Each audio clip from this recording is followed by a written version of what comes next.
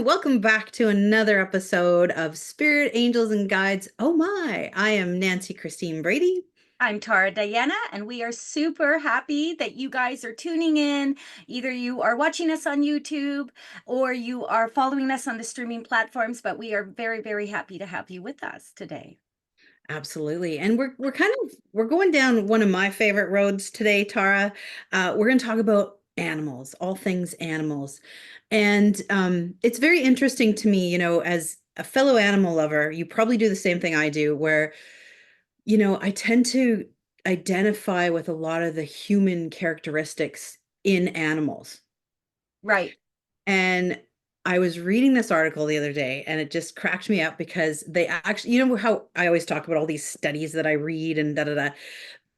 Actually did a study that crows can hold grudges for up to 17 years. Is that not right? Okay.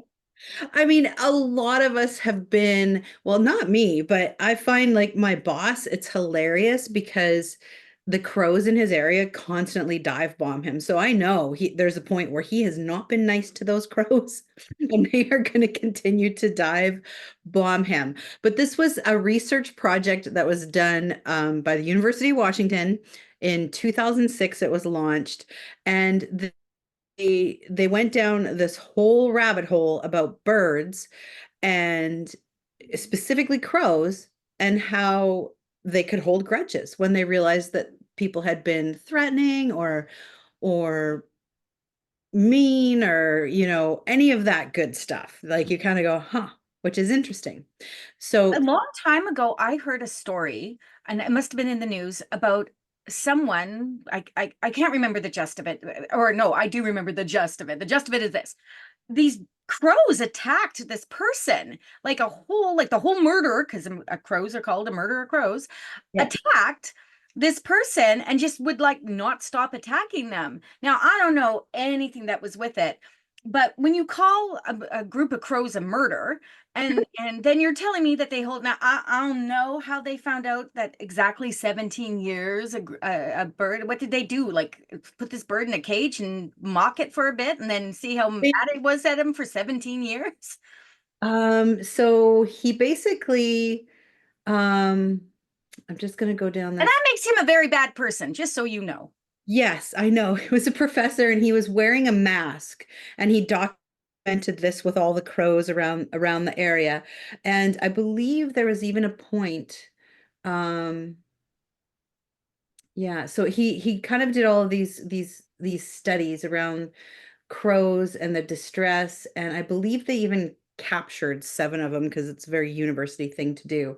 But then it really spoke to the intelligence of these birds because they they can recognize faces. Like I did a whole me, I go down all these rabbit holes with my studies and stuff. But I watched a documentary and I believe it was on Netflix. I'll have to look it up for our Instagram channel. And this film crew followed this family of crows. And they are so smart. They would get nuts and they would stand on the top of the light stand and wait for the light to go red, um, drop drop the nut, wait for the light to go green. The cars would drive over the nut, cracking it open, and then they'd wait for it to go red again, go to the ground, gather up all the nuts. Oh, wow. So smart, so smart. And it's funny because that led me down this whole other thing. I'm like, okay, who else holds grudges? And there's all these crazy studies online about the different levels of intelligence around animals. But before I get to that, I want to say I am 100% confident that crows have a universal consciousness among themselves. Like they can communicate out amongst the flock.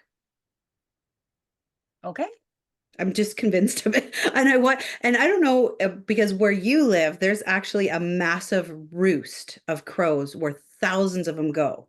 Yeah. Are you talking about just off the highway? Yeah. Yeah, I was talking to Mike about that. We were driving back from my poor mama's in the hospital, and we were driving back from it. And I was like, I mean, it's been there forever and ever and ever and ever and ever, right? It's Yeah. not like this is a new thing I just noticed, but I just happened to mention it. I was just like, where are these birds going? Like, what are they doing? Like, literally there's thousands, right? Like, yeah, and it's like, Alfred Hitchcock and the birds. They just all at one time of the day they move over to here and start going on the telephone wires and the trees all along there. But the funny thing is you don't actually well, they're black. So I guess it's not that funny. But you don't notice them at night when you're driving down the highway, right? It's only yeah, kind of like at dusk, yeah, right? And I'm yeah, not up at dawn, so I don't know what they're doing at dawn. But at dusk, that I notice but there's so many of them. yeah, yeah. Yeah, it's really interesting. And to me, I don't know, I found a lot of this super interesting because as you know, animal communicator, you can communicate with animals too. But it's sort of my chosen forte, let's say. And it just fascinates me. And so I deep dove a little bit more on what other animals hold grudges, because this is hilarious to me that My husband, he's an animalish kind of person. He holds a grudge. He holds a good grudge, Nancy. He's the most loyal person you'll ever meet. He'll give you the shirt off his back. You screw him over once, and that is the end. He'll never come to you. He'll never tell you what yeah, happened. He will just cut ties completely, wholly. well, Yeah, you're just dead to them. Just just like, just dead to him. I'm not kidding you. It is the strangest thing. He will give you, my husband, Mike. He will give you the shirt yeah, off his back. He will help anyone in need. You do one thing. And it's got to be a big thing, though. You know what I mean? It's got yeah, to be something that would be hurtful to Mike. yeah. That is it. That is Wow. my That's tasty yeah. husband. You know, it's tough. Like I've been told by people before that I'm a good grudge holder as well. Like, but Really? yeah, but it takes a long, because I'm a Taurus, it takes a long time to get to that. Like I'll give you, first time shame on you, second time shame on me, but usually by the third time I'm like, okay, this isn't going to happen anymore. Oh, But see, I never ever would have thought that about you at all. And I know you fairly well. I mean, not for a super long time, but I know you fairly well. I never would have thought that for you. For me, it's not about necessarily holding the grudge. Like, it's just I'm a firecracker. Immediately you do something that triggers me, and then it's like, what? But this then is I kind of just like plateau off and continue. I may not forget it, but I don't, I can work with with it at the moment, right? You deal, yeah. And it's for me, like I think it's good because everybody always knows where they stand with you. But it. I'm also like, I'll let people know. Like, so in the sense of, yeah, we're kind of done. Like, Well, I mean, I'm just going to say this, and we're getting off topic, but one, two, three. I think that's actually a really good way to do it. For me, sometimes that firecracker is like I haven't even thought about it. I just didn't like it, and I've just gone full on, straight up into the air and explosive like a fireworks. Sometimes it's nicer to be able to say, okay, let me sit back and like see what actually happened there. yeah, You did it again. yeah. Now I'm really feeling not me. I'm like, woo, woo. It's like all over the place.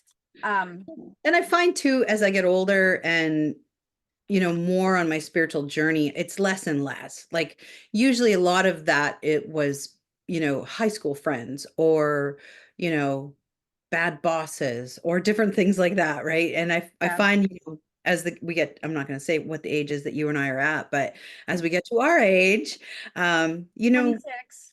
it tweaks that with a few years experience. Sure. Um, Being 26. but yeah, we do. I let go of things a little bit easier now. So, but back Okay. to No, go. I gotta say one more thing. Okay, I'm the opposite.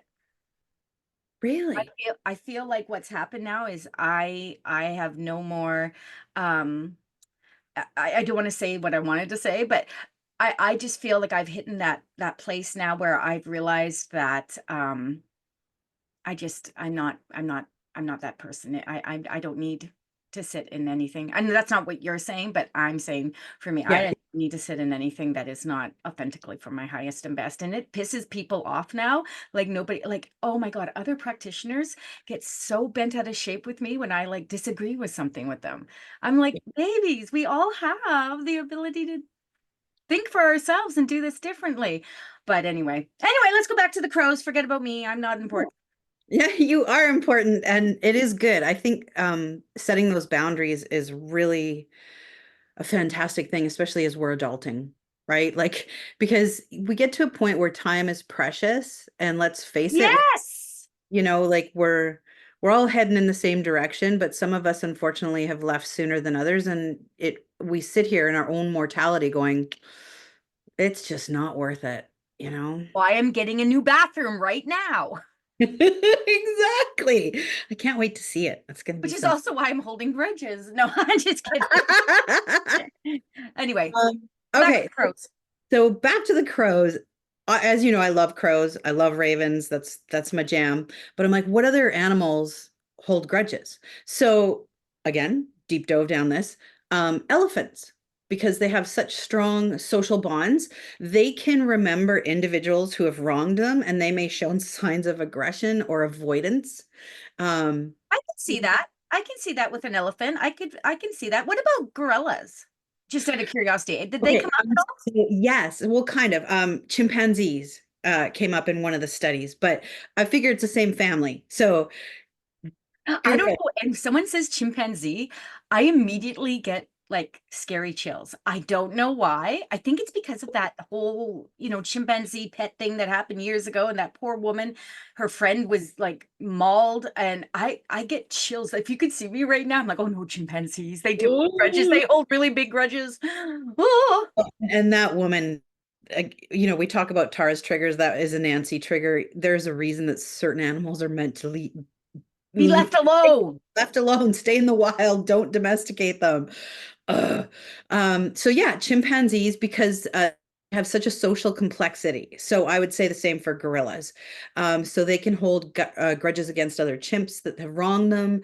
They might avoid, again, a lot of this is avoidance or showing aggression. Parrots as well. Birds are very super That with intelligent. a parrot. Everyone you're saying, I'm like, yeah, I can see that with parrots. Why? I don't know, but I can see that. Anyone who's had a cockatoo can attest to this. The parrot I have, she's a couch potato, so she doesn't really, she just likes to just sit and watch the world go by. But some of the bigger ones, I've seen it. Um, dogs, dogs can remember negative experiences and might show Oh, signs yeah. of resentment. Um, Oh, so that's so true. That's so true, right? Speaking of yeah. dogs, there's Sammy having a complete meltdown. There's his bum, everyone. That's it. You're not watching this on YouTube. This is Sammy. Dogs, that's so true, but funny, that's not even came to my mind. But think about it. DOG that you've had to unpack his little suitcase of being a street dog, right? So For sure. the odds are he was not treated, I know he wasn't treated well in places that he was, um, because we've talked, but it's one of those things that, as all of your dogs are rescues, my animals are all rescues, and because all these animals exhibit such high complexity with their emotional state. Sorry. I don't know what he's doing, but he's having a full, there he is. He's having this full meltdown all over the couches. Oh, he's so cute. So if you're Yeah, not well, if you're not watching on YouTube, go check it out because then you'll see one of Tara's super cute puppers. Um, but yeah, so it's these emotional complexities and memory capabilities that they have for the higher sort of the various species in the animal kingdom that lets them do this, do exhibit a lot of human emotions. I've seen dogs cry. okay. DOG, uh, Yeah. when he sees other dogs, he cries. And he gets all watery because he wants to go over there. And of course, we have the bitch Honey who doesn't want any dog near any of us. So we can't do that. But if he's by himself, we can. But as we're walking by these dogs, I'm like, sorry, my dog's fine. Really. He's not abused. He's not. He's vocal. He's very vocal Yeah. for sure. And that's another thing that's super cool. Like when you watch any of the TikTok videos or Instagram, like that's my sort of guilty pleasure before I go to bed. I love watching the videos where people have recorded their dogs talking. Their Oh cat. my gosh. Okay, here's the thing, Nan. We got to find this. I will find it and put it in Instagram. And it is the talking. Have you seen the talking Frenchie? I'm No, sure it's a Frenchie. And he's always in a stroller and he's like and people like they take him on the subway and everything. Oh my God. He is hilarious. Yeah. I've seen him a lot. And then there's a little pitty named, I think, Luna. And he says, say, I love you, Luna. I seen her. She's so cute. So cute. I kind Um, of wonder, Nancy, if we just hear it because we want to hear it. do you know, and again, You and I, oh, they said they loved us. Thank you, dear dog. I, I'm six of one, half a dozen of the other. A lot, they're vocalizing, right? I mean, it's very, but when I talk to animals, they love, they cry, they hurt, they do all of the same things we do. It's just that as humanity has sort of pushed them down and disregarded animals for so many years, it's just really, I would say, the last 10 years or so where I think a lot of animal communicators are coming out of the broom closet and giving a voice to the animals who haven't had a voice, like literally. I just thought of another podcast. Did I'm you? gonna make a note, girlfriend. Okay, make a note. For So one of the things with these different animals that are intelligent, they exhibit different traits and um, that distinguish them from, let's say, less cognitively advanced species. And so, any animal that can demonstrate a problem-solving ability, right? So you look at crows are another example. I just go to them because I love them, where they'll have a jar of water and they'll put pebbles in it in order to raise the water so they can get their beak in and drink. oh, Um, yeah, smart. They're gonna survive the apocalypse, aren't they? I think so. Hopefully they'll take me with because I'm very nice to them and I feed them. Very nice to them. I am not a bird person. I know, I I know. am not a bird person. I from a distance, lovely, very cute, whatever. Do not come near me. I am not, I've had parrots on my shoulders in Vegas. I've done all that stuff. I'm just not that person. It's like Mhm. babies. I'm just not a baby. Yeah. Babies and birds are not my jam. Well, and it's funny because like parrots are literally a perpetual 3-year-old. So it's like having a baby all the time, It's so not my jam. right? Give me a ferret. Give me, I don't know, give me 27 rescue dogs with major problems and I'll be happy. I Put a love parrot in parrots. my space and I'm like, okay. So some other things that they can do is social learning. So they'll observe others and they'll do skills. I think that's where all those really cool, you've seen those dogs on TikTok with the buttons where they'll push the button and it will Yes. give them, that's super cool too. Who's Um, got time for that shit though? Come on. no. I'm like, how much time do you have that you're like, okay, I would have to literally pick up DOG's Yeah. like 27,000. Who's got time? I don't, it's cool to watch. Ain't gonna happen in my house. Just saying.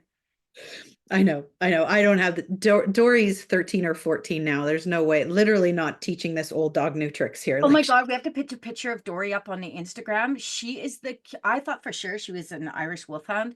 yeah. She's part Irish Wolfhound. She is the most cutest dog. She's got these like little black eye. Oh my God, she's so cute. You have to put a picture of her Okay. on Instagram. Yeah. For those who are of the age that watched Fraggle Rock, she looks just like Sprocket from Fraggle Rock. I never watched I know what Fraggle Rock is, but I never watched it. Or if I did, I don't remember. But I'm gonna go look it up now. So I'm going to put the side by side picture oh on our yeah, do it. Instagram. Yeah. Okay. So the other cool thing is communication skills. So intelligent animals will, and it's in different forms, right? They have sophisticated communication systems, which could be vocalizations, gestures, symbolic language. Dolphins, I was huge just with, gonna say like dolphins and whales. yeah, yeah, I freaking love dolphins and whales. That's a whole other podcast though, because I was watching Gaia and there was like this episode about like dolphins being part alien species. It was next level. I was like, huh? Like it's just Okay, I just thought of another podcast. right there, right there. We got all sorts coming up. Intelligent animals also have really good memory. Maybe I'm not intelligent. No, no, we're 26 times over. That's the problem. Menopause That's is the fun. problem. Maybe I'm not intelligent. I think that's the problem, baby. I don't think that's it. Oh No, gosh. it's definitely menopause. Oh my goodness. So self-awareness. This is also another cool thing I thought you might find interesting. They've tested animals' self-awareness by putting them in front of a mirror. So Oh, yeah, so if they can recognize themselves and show a level of consciousness or cognitive complexity, because looking at themselves, identifying themselves. I think I used to have a cat, and he used to love looking at himself in the mirror. aw. It was Kind of like laughing. me. Me on Zoom. I'm doing my hair. I'm like, okay. I'm like a cat. Car is very self-aware. I'm very Did you see that husky on TikTok where um, the owner's mom gave the husky a thing of pearls, and then the husky will stand up in the mirror and admire herself? oh, but that's so me. It's so you. Or there's one, I think it's a golden retriever, and they put these mechanical wings on it, and it picks up a little purse, and it will go admire itself in the mirror with the wings and the purse. Oh, that's interesting. I I guess know, I that got looks like a lot of work, doesn't it? yeah, but it's really cool seeing this dog, and it Well, it's will good for us because we get to watch it. yeah, we get all the entertainment, right? Um, Emotional understanding. So they can display a big range of emotions and empathize with others. Dog's huge, right? Oh, for sure. Like if I do readings at my house, I rarely, but I do open up my house to do my readings. I tend to do most of it on Zoom on Saturdays, but my dog will literally be the emotional support dog. She'll go and put her head on people's laps if they're crying. She'll put her paw on their knee. She'll do all of these amazing little things just as like a little therapy dog. Aw. I know. So that's pretty cute. But I just don't like when I go on TikTok and I see all the negative stuff and the animals crying and horses crying and yeah. You know what? I'm going to be straight up and honest. I pass right through it now. Yeah. My space, my world right now doesn't can't sit in that energy. I have to just keep going because I'm Me too. on there to give myself something to that's easy for me to step into. Doesn't mean that I don't know the stuff doesn't go on, and I support rescues and I do Yeah. all the good things that you need to do, so I'm not ignoring it. I just don't need to be in it. No, you need a little dopamine hit. Like you need some good, happy stuff when you're scrolling, right? Right? That's why I'm there. If I that and definitely trying to get away from any kind of American politics. Holy sweet goddess. So I Oh, scroll through things fast. I was just in Tennessee for a trade show at work, and it was while the election was happening. So we were there the day before and we were there the day after, and it was terrifying. And the girl I went with, I was like, okay, we don't talk religion, we don't talk politics. If anybody brings it up, we don't follow that. We're just from Canada. Like we We just don't know who that is. Yeah, yeah. no, we're just from Canada. It's just from Um, Canada. so two last things is just the adaptability that they can have. They can adapt to their environment. They can adjust and alter their behavior around past experiences or social dynamics, which is Were you super cool. talking about crows? No, these are all animals. This is like we're Oh, okay. Is this more broader now? I just was trying to make sure I was still with you on this because yeah, yeah. with No, this is dolphins and it's because we're bouncing all over. No, I was talking, let's rewind this a little bit. This was about intelligent animals and okay. how we know we can communicate with them. This is intelligent Tara trying to catch up. So So, so hopefully the viewers or the listeners are still catching up and still with us as well. And then okay, last is tool use, which is super cool. Like obtaining things to clean food, to build shelters.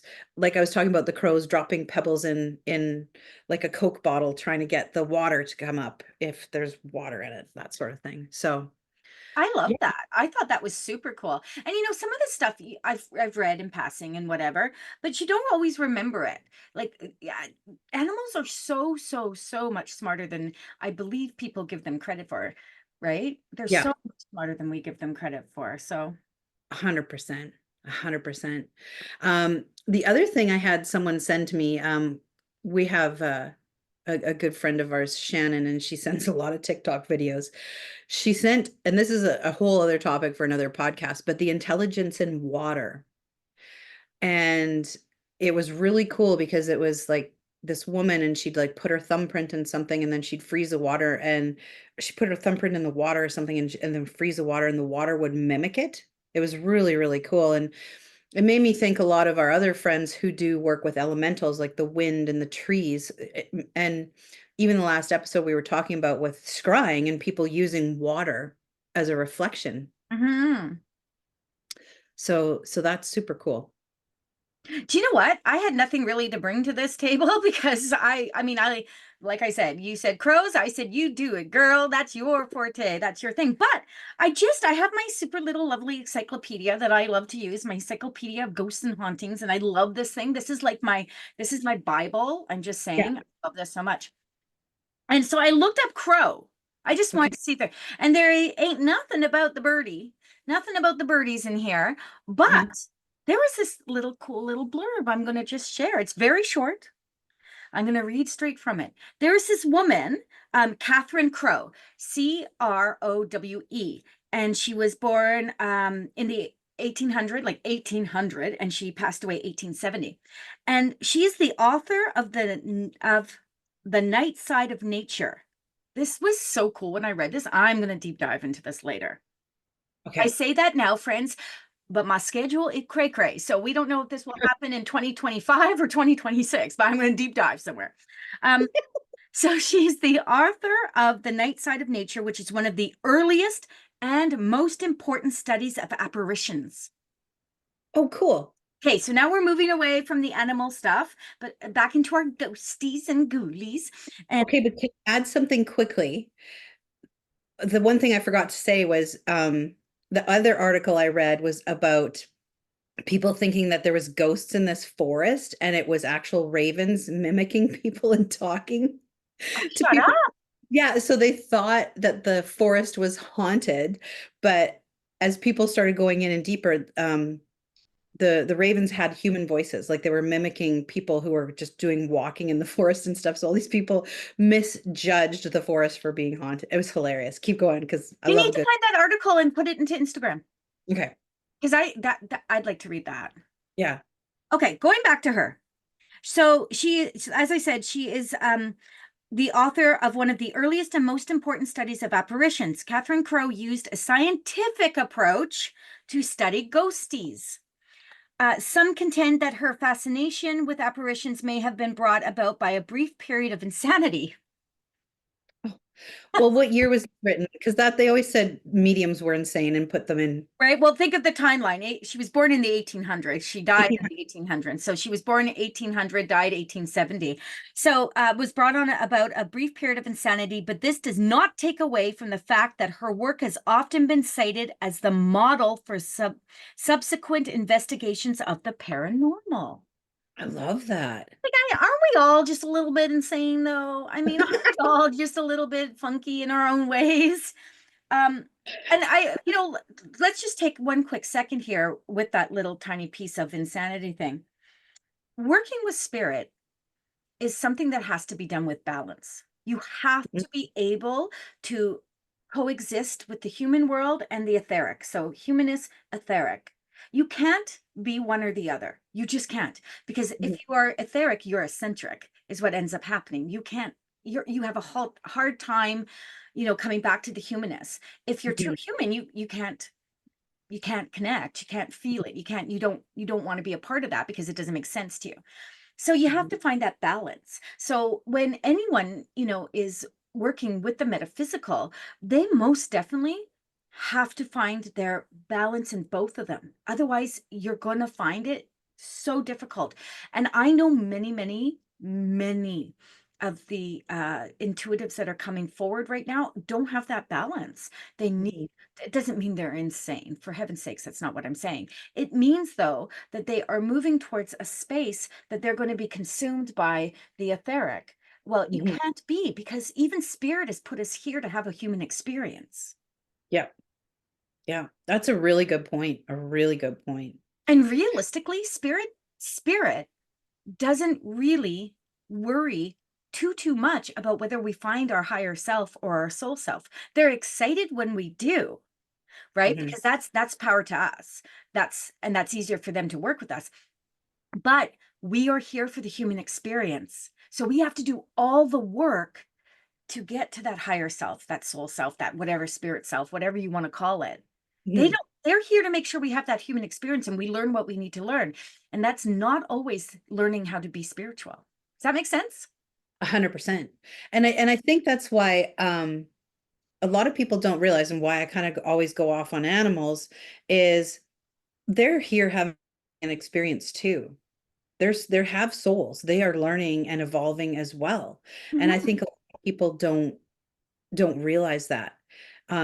And it's the same for them needing balance, right? But they're definitely way more with one, they have a thinner veil for sure. Like they can Mhm. definitely go more easily between spiritual and their physical self. But there's a lot of people waking up right now, I feel, and raising the vibration of the earth. And I feel that the animals are a very big part of that right now.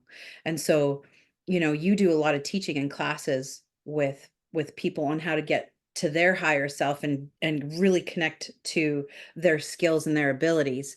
And I find that there's more and more people coming to me wanting to learn how to connect with their animals, both here and past. And all of that is just raising this incredible vibration right now, and hopefully going to bring some more balance to what's going on in the world. I'm not, that's like no lie detected. What I'm seeing is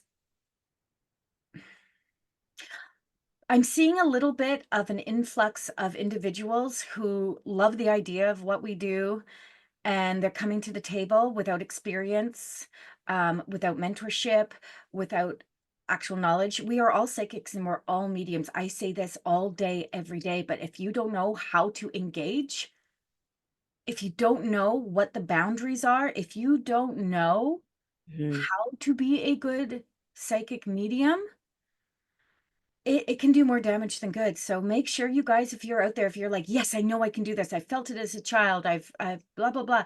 Find someone you trust to help guide you through the process. Don't be afraid to invest a little bit in this. Don't So be you're afraid to talking invest. like they're kind of coming forward and just hanging up their tile and going, I'm open for business, without actually Yup. doing the work. Oh, Yeah, yeah. and and someone's once I saw a post come out, and it was like, well, it's experience, you don't have to be, doing this for years and years. Yeah, you do. Yeah, you do. That's what experience is. Doesn't mean that you can't, within a year start, doing readings or whatnot. That's not what I'm talking about. But a good experienced medium who has receipts about the work they do is Mhm. someone that's going to be able to help you if you have questions. And eventually everyone will get there. Mhm. Right? But you don't take a 3-month course and all of a sudden start opening all your own intuitive development circles. Like how do you know what to be working with? It's just a point of view, It doesn't matter necessarily if it's 10 years, 20 years, 50 years, or if it's even 3 years. But as long as you have the experience and you have the receipts to show that you are doing that work. The other Mhm. thing that, and I'm going to say this, I'm going to trigger someone all over the place, and let's go, baby, let's go, is that all these people coming on and saying that they can help you build your spiritual business. Mm. I just want to say this with my full chest. Make sure that they have receipts, that they are running their own Successful business. successful business. And that doesn't mean that they have to have, 95,000 followers that on Mhm. any platform. That doesn't mean that they have to be booked solid all day, every day. I always say go for quality over quantity. Mhm. You can have 2,000 followers and have them be very, very, engaged with you. Maybe even loyal to you is a good word to say it. They just really vibe with you, and they can vibe with other people too. You and I share lots of clients, lots and lots of clients. Um, but make sure that these people that are claiming that they can, help you start your spiritual business, have the receipts that they can really do that. Yeah, 100%. It's my whole business has been built on word of mouth, you Mine know? was too. Mine Yeah. was too. And one of the biggest things, Nan, one of the biggest things in my work was finding that spiritualist church. for as long as I've been a part of their 25 years, they have been, and way before that, they hold their once a month fundraiser psychic fair. And Hmm. that's where I started. I Hmm. started reading at their psychic fairs. Yeah. And look at me now. But that's really where people got to know me, Hmm. right? That's way before any of this like big internet stuff was happening. Yeah. Is I would go every month and I would gain my clients there. And then I started doing circles there and it just went from there. Yeah. Yeah. Yeah, word Let's of mouth. let's put a plug in for the church, for anyone who's local. It's called the First United Spiritualist Church. So if you've been looking for community, it's a great place. It's all run basically by volunteers. Like It it's is. It's a volunteer based. It's a membership run. We don't have reverends. We don't have ministers. It is a membership run. And even if you're not local, probably in January, we're going to have a new system together so we can be zooming our services, services, not our okay, our like Sunday morning, Sunday evening yeah, services. I wanted to make sure I was saying the right thing. And that will be super awesome because then we can reach so many more people, and we have so many beautiful uh people that come and speak. So, that's awesome. I think I'm speaking in March. oh, that's a ways away. Well, I have trade shows with my muggle job in January and February, so I'm like, you go, March. Um, yeah, so check it out. First United Spiritualist Church, FUSC. I think, I think so. yeah, I know that's, I think if you just type that in, you might find something or the whole shebang. Follow us, you guys. We're gonna call it a day. This is probably one of the longer episodes we've done now when Nancy and I are just chatting. Check us out on Instagram, lovies. We would love to see you get the extra content on there. Go to all the platforms that we're at and give us a like, share us with your friends. Without you guys supporting us, there's no point. There's no point. It would just be Nan and I talking on Zoom. Well, I guess that's a point. We get a good visit in. So Yeah. So thank you for coming. Nan, what do you have to say, girl? that's just it. Thanks for tuning in and being a part of our journey. And until next time, stay connected, stay inspired, and keep shining your beautiful lights. Tell everyone about us, spirit angels and guides. Oh my. Bye. Bye.